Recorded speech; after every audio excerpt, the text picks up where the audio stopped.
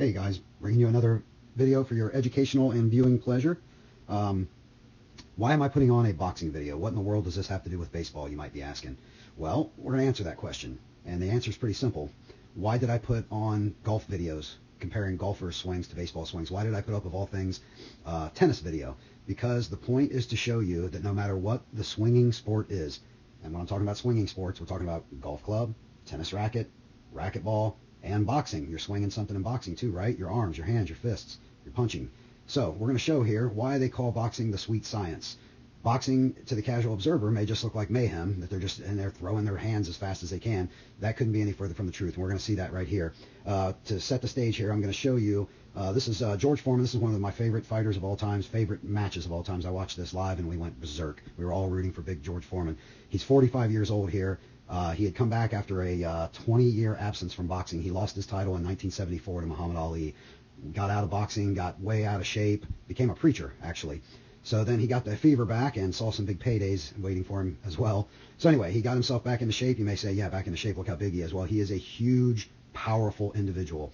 In this fight, he was given no chance whatsoever. He's 45 years old against Michael Moore, who I think was 25 at the time. So anyway, he had worked his way back and got himself into this position to possibly make boxing history, to be the oldest heavyweight ever to win the title. Anyway, interesting tidbits. But the point of this here is George, in his younger days, he may have lost this fight by getting careless, by swinging wildly. But what he learned to do as he got older was to use his brain more in the ring, to be able to outthink boxers and stuff, pick apart their weaknesses. But most importantly, he knew how to deliver his thunderously massive power in a more efficient manner, properly, scientifically, and you'll see what unfolds here for yourself.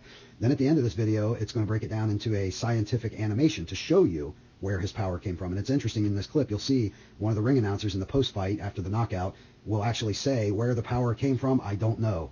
Well, we're gonna dive into that, and you're gonna see where the power came from. Just like in baseball, I talk about everything going up the chain. Starts in your footwork, goes through your hips, then goes through the bat, or then goes through your arm, or whatever. It's not the opposite. Lots of people think that it's the opposite. If you're batting, you're just swinging hard with your arms, or if you're throwing the ball, you're just rearing back and throwing hard with your arm. Couldn't be further from the truth. All swinging sports start in the feet, to the hips, to the shoulders. And we're going to see how efficient he is here and how under control he is. This is not going to look like much. I couldn't believe it when we were watching this live. It just didn't look like that much of a punch. But then you're going to see the science behind it and how it applies to baseball. So here we go. What I want you to pay particular attention to is his waist, what we call the belt buckle, his belt buckle. And I wish it showed his feet better, but I can promise you that his foot, how we talk about striking the pose, when the heel comes up after a swing or after a throw, the heel comes up because that back foot is along for the ride, right? All the power is coming from his feet, his hips, and then the blow. That's where the power, the stored energy was, and he just wound it up and delivered it.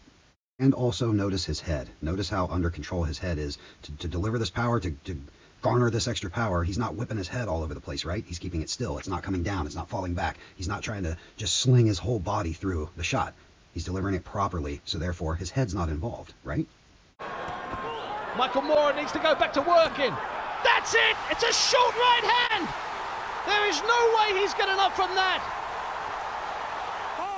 That is the face of shock and awe there. The secret of boxing. And hitting a baseball, and tennis, and golf, and throwing. Is known as kinetic linking. A perfect flow of energy through the entire body. Motion capture shows that the punch or the swing or the throw starts not in the fist, but the feet. The rear foot drives backwards into the ground. Like links in a chain, the energy travels up the leg, twists through the hips, and into the large muscles of the back, chest, and shoulders. Like the coiling and cracking of a whip, the energy multiplies through leverage as it flows through the body, travels out the arm and fist, and snaps into the opponent. And yes, size does matter. The bigger the puncher, the more mass in the whiplash.